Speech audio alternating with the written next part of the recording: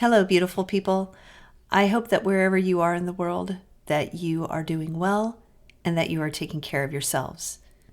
I'm Chris Danker, and this is Let the Adventure Begin.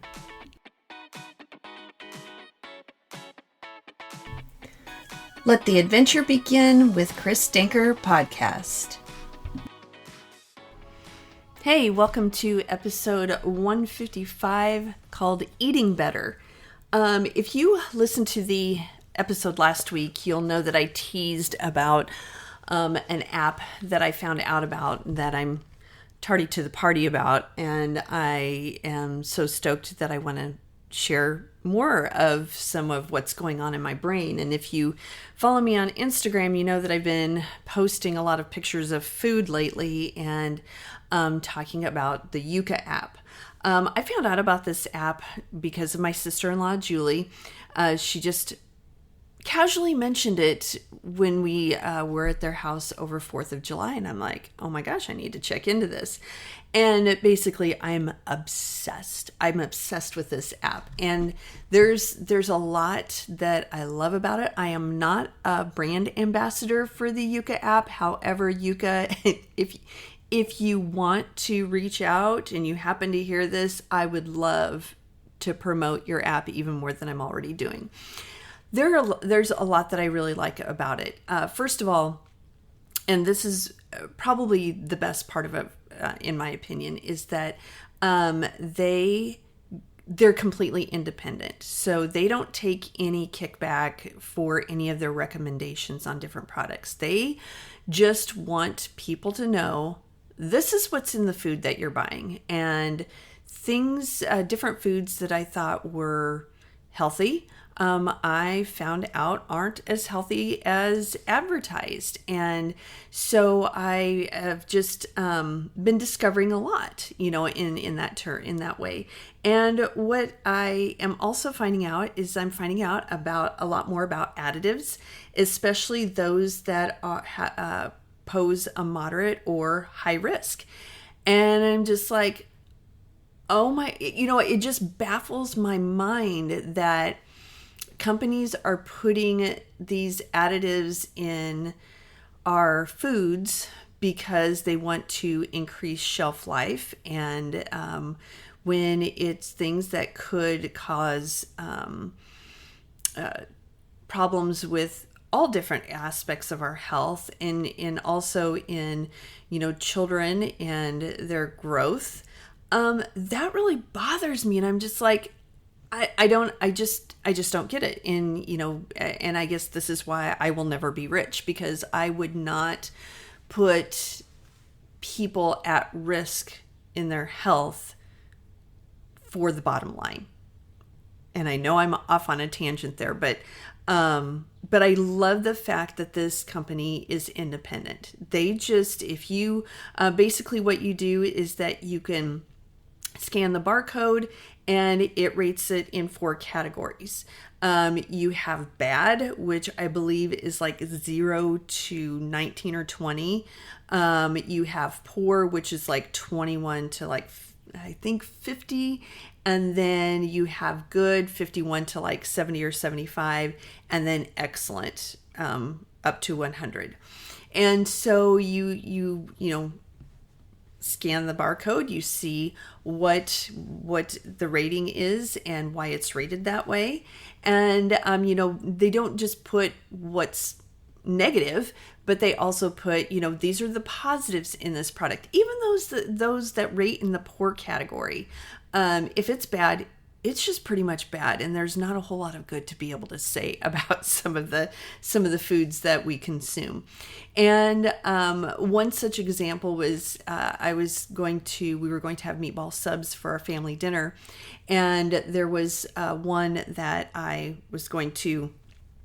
There was a frozen one that was in the good category. Well, I got to the grocery store, didn't have that brand, so every other frozen meatball there was a 0 out of 100. And I'm like, not doing this to my family. This is crazy that I had picked up frozen meatballs before, because I didn't know what I didn't know. And so then I made homemade meatballs. I had marinara sauce that was rated in the good category, the Italian seasoning, and then hamburger that was in the excellent category. And it was in the good category. Would have been in the excellent category had it not been, it was a little fatty. I just had the 20% lean. So homemade. And it was, I felt so much better about what I was feeding my family. And that's just one example from the meal. And what I also like is that if something is in the poor or bad category, they'll give recommendations that are in the good and excellent category if there's some alternative that is good. And it's free. You don't have to pay for this app at all. One of the things that if you do pay for it, you can continue to scan if you're offline. You can also search for products instead of, if you don't have the barcode and you're just wondering, hey, I've always wondered about this product. And it's not just food products. It's all kinds of beauty products and home, products that we use in our homes as well. I haven't really looked on the beauty side of it. I've just been really, like I said, obsessed with the food side. And if you decide to get a subscription, it's pay what you can. And so the middle is like that it starts at for on the sliding scale is like $15 for the year. And so I'm like, okay, what is it if you slide it clear over to the right? $20 for the year. And I'm like, that's going to be $20 well spent.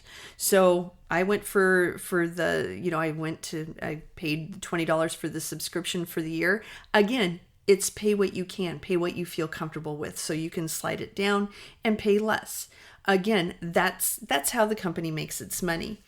You can also put in your food preferences. So like for me, I'm a vegetarian. So it'll pop up if something that I think is a vegetarian choice, and it will pop up and say that it is not, and with an explanation as to what makes it not vegetarian. So that's helpful for me as well. But you can, if you're gluten-free, nut-free, vegan, other, areas, you can put that in, and then it will take that into consideration when it's, when it's kind of looking at what your dietary needs are.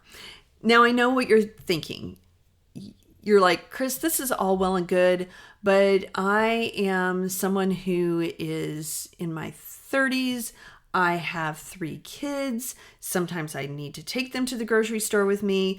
I don't have time to do all of this scanning, and I get it. And that's why I'm saying, if this is a good app to have for the free side, just so that you can check periodically when you have time at home with the foods that you have in your home to say, hey, what does this have in it? Are these things that I should be feeding my family? And then you can make that decision. So, but like I said, when I was at the grocery store, I had the luxury, I'm in there by myself. I was only looking for certain items. And so when I couldn't find what I was looking for, then I was searching alternatives and looking at barcodes. I don't have that luxury every time I grocery shop either. So what I want to do though, and this is, where my brain is thinking, how I'm, obviously I am not a nutritionist. I'm not a dietitian. So there's my disclaimer right there. But I am someone who cares about educating and sharing what discoveries that I make. And I also want to do what I can to serve others, to make others' lives easier. So what I'm proposing to do, and I'm just now sketching out my plan, is I'm hoping to unveil this in 2026, like in January of 2026, meal plans that I have researched through the Yuka app of just the different foods that are either in the good or excellent category, and putting meal plans together. Now, obviously, it's not going to include costs of things, because wherever you are in your part of the country is not going to be the same as what it is in the Midwest in the United States. I'm also not going to, put the calories, the macros, any things like that. This is purely from these are the ingredients that will be beneficial and healthy for you and your family. And I'm going to throw up in the next month or two some just some sample meal plans on my website at christinedanker.com. I'll let you know when I have those up, just to start, giving you an idea as what you can expect from the products that I'm going to offer, which, like I said, will be meal plans of foods that I've researched using this app, so that you can be better informed. It can make your life a little easier, and you're not going to have to do the legwork because you don't have time. So I'm excited about this. Stay tuned. Like I said, I'll keep you updated, and I hope that you are having a fantastic week. And until next week, I hope you let your adventure begin. Peace.